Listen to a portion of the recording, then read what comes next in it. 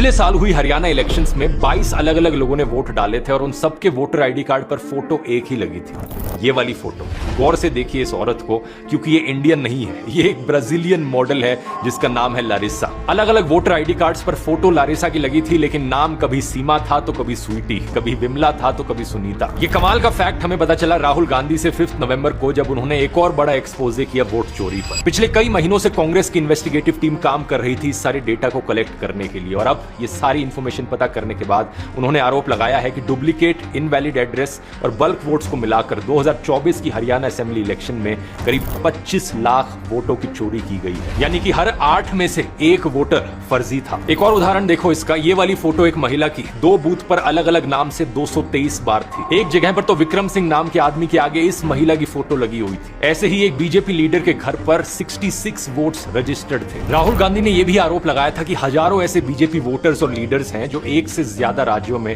Vote डाल रहे हैं। 6 नवंबर को बिहार में फर्स्ट फेज की वोटिंग में इसका एक लाइव एग्जांपल भी देखने को मिला। राज्यसभा के एमपी रहे बीजेपी के राकेश सिन्हा ने फरवरी में दिल्ली इलेक्शंस में वोट डाला था और अब बिहार में भी वोट डाला। इसी तरह बीजेपी के संतोष झा ने भी पहले दिल्ली में वोट किया और अब बिहार में भी वोट डाला है। बीजेपी के एक और वर्कर ने भी ऐसा ही किया। अब वापस आए ब्राजीलियन मॉडल लारिसा के केस पर, तो जिन वोट्स पर लारिसा की फोटो लगी हुई थी उनमें से एक ये महिला थी जिसकी 2022 में ही मौत हो गई थी। इसी तरह एक दूसरी महिला पिंकी ने कहा कि उसके वोटर कार्ड पर गलती से लारिसा का फोटो आ गया था, जिसके बाद उसने आधार कार्ड से वोट दिया। यहाँ सवाल ये उठता है कि वोट डालते समय फोटो मैच किया जाता है, तो पिंकी को बिना फोटो मैच के कैसे वोट डालने दिया गया। लारिसा ने खुद इस मामले पर रिएक्ट करते हुए कहा कि ये उनकी एक पुरानी स्टॉक फोटो है जिसे उनकी जानकारी के बिना इंडिया में इस्तेमाल किया गया। मजाक में वो कहती हैं कि अब वो हिंदी के कुछ वर्ड सीखेंगी और फिर इंडिया में भी फेमस हो जाएंगी। ये हालत कर दी है दोस्तों आज के दिन इलेक्शन कमीशन ने इंडियन इलेक्शंस की। जिन इलेक्शंस को एक समय पर दुनिया भर में स्टडी किया जाता था, अब वो एक लाफिंग स्टॉक बन के रह गई। और ये सब इलेक्शन कमीशन की वजह से हो रहा है। जांच करने की बात तो बहुत दूर, उन्होंने इन एलिगेशंस का जवाब तक नहीं दिया। राहुल गांधी के अनुसार अगर हरियाणा में ये वोट चोरी ना होती तो रिजल्ट कुछ इस तरीके से दिखता। 73 सीट्स कांग्रेस की